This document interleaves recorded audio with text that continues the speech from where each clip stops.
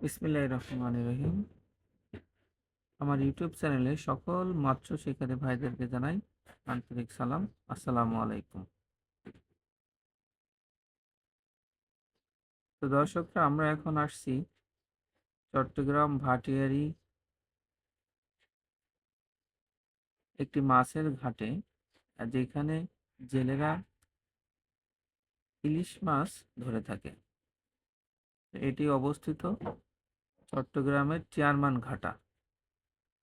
Main রাস্তা থেকে একটু নিচে নেমে গেলে, 2 কিলো নিচে নেমে গেলে আপনারা জায়গাটি পাবেন। এখানে খুব ভোরবেলা আমরা অবস্থান করেছি। দেখেন, রাতের বেলা যে সকল জেলেরা মাছ ধরতে গেছিল গভীর সাগরে, তারা এখন মাছ নিয়ে আসছে। দেখেন, তারা মাছ নিয়ে আসছে। অনেক আগ্রহী ক্রেতারা আছে যারা এখানে মাছ ক্রয় করতে আসেন। দেখেন, মাছ এখানে রাখছে।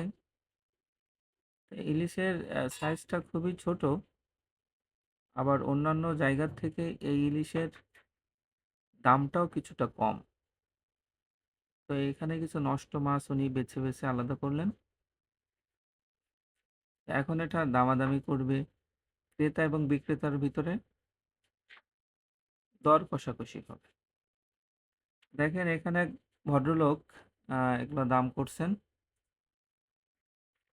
তো এই যে এটা বিক্রি হয়েছে 3,000 টাকা। এর সাথে আরো কিছু মাছ ছিল যেগুলো নষ্ট, সেগুলো অন্য প্রসেসিং করে ওর বাজারে বিক্রি করে। মোটামুটি এখানে অনেক লোকের ভিড়, এখানে জ্যাম করে সবাই দেখছে। এখানে বেশ বেশি মাছ। এটা বিক্রি হলো 6,000 টাকা। এখানে আনুমানিক মাছ আছে আপনার 10 কেজি। তো মোটামুটি এখানে মাছের দাম কমই। তো দেখেন, ওই দামে দিবে না, এজন্য কিছুটা করছে। পরে উনি আরো 200 টাকা বাড়িয়ে দিছে।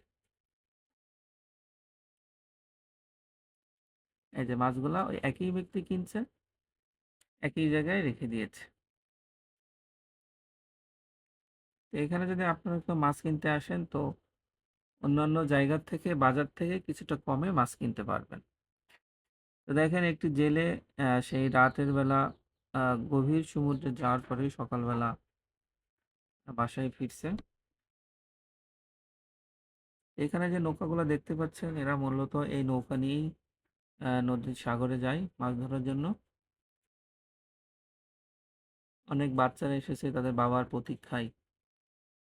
অনেক ঝড় বৃষ্টির সময় যখন জেলেরা গভীর সাগরে হারিয়ে যায়, তখন এই কিনারায় এসে তাদের পরিবারের লোকজন হাহাকার করে, না জানি আমার বাসার লোক হারিয়ে গেল কিনা। তো আরো কিছু মাছ এখানে এসেছে। দেখেন, এখানে একটি বড় মাছ যেটা নষ্ট হয়ে গেছে। ওই যে একটা বড় ইলিশ দেখতে পাচ্ছেন, আরো অনেকগুলো বড় ইলিশ এখানে আছে। এটার একটু দাম বেশি। এখানে দামাদামি করবে ক্রেতা এবং বিক্রেতার মিলে। তো এই যে তিনটা 4টা খাঁচি দেখতে পাচ্ছেন, এই 4টার দাম এরা ধরছে 8,000 টাকা। এখানে প্রায় 20 কেজি মাছ আছে, তবে এখানে কিছু মাছ নষ্ট আছে। এই জন্য এখানে দামটা কিছুটা কম। তা যদি এই মাছগুলো খুবই ভালো থাকতো তাহলে দামটা আরো একটু বেশি থাকতো।